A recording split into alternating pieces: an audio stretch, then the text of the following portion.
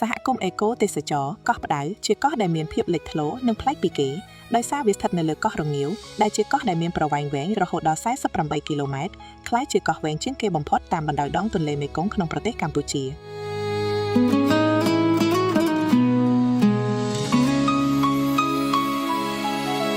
មុតកាំងធៀបក្រៃអ្វីម្លេះទឹកដីក្រចេះវិញសេះចៅកោះនេះមិនត្រឹមតែផ្ដល់នូវអារម្មណ៍ស្ងប់ស្ងាត់ប៉ុណ្ណោះទេប៉ុន្តែថែមទាំងសម្បូរទៅដោយធនធានធម្មជាតិដូចជាសត្វផ្សោតទន្លេមេគង្គព្រៃឈើព្រែកអូសត្វព្រៃសត្វស្លាបនិងត្រីជាច្រើនប្រភេទរបស់ទន្លេមេគង្គអ្វីដែលធ្វើឲ្យកោះនេះកាន់តែពិសេសគឺការរក្សាបានយ៉ាងខ្ជាប់ខ្ជួននូវរបៀបរស់នៅតាមបែបប្រពៃណីខ្មែររួមមានពិធីសែនព្រេនការប្រគំភ្លេងបុរាណនិងការសម្ដែងរបាំប្រពៃណីក្នុងតំបន់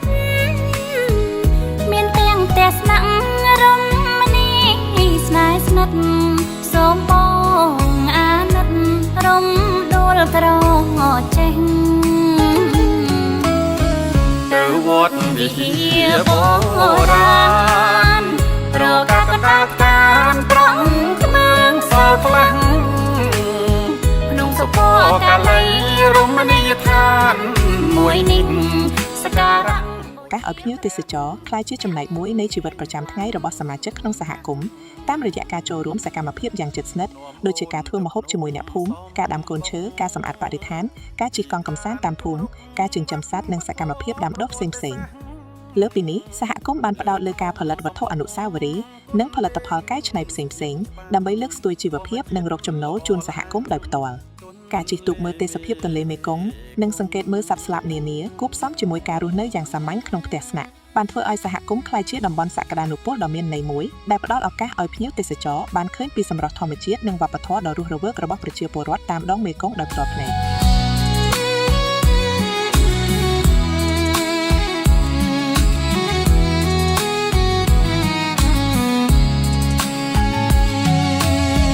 ទៅវត្តសស100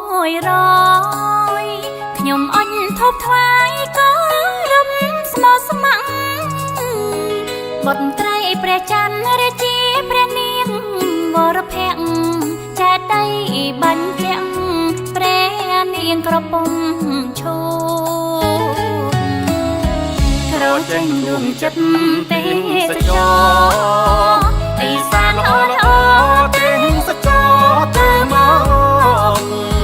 ឆ្លេកសាច់សស100ជួយចិត្តនឹកភ្នំស្អាតដូចគុនលំទន្លេ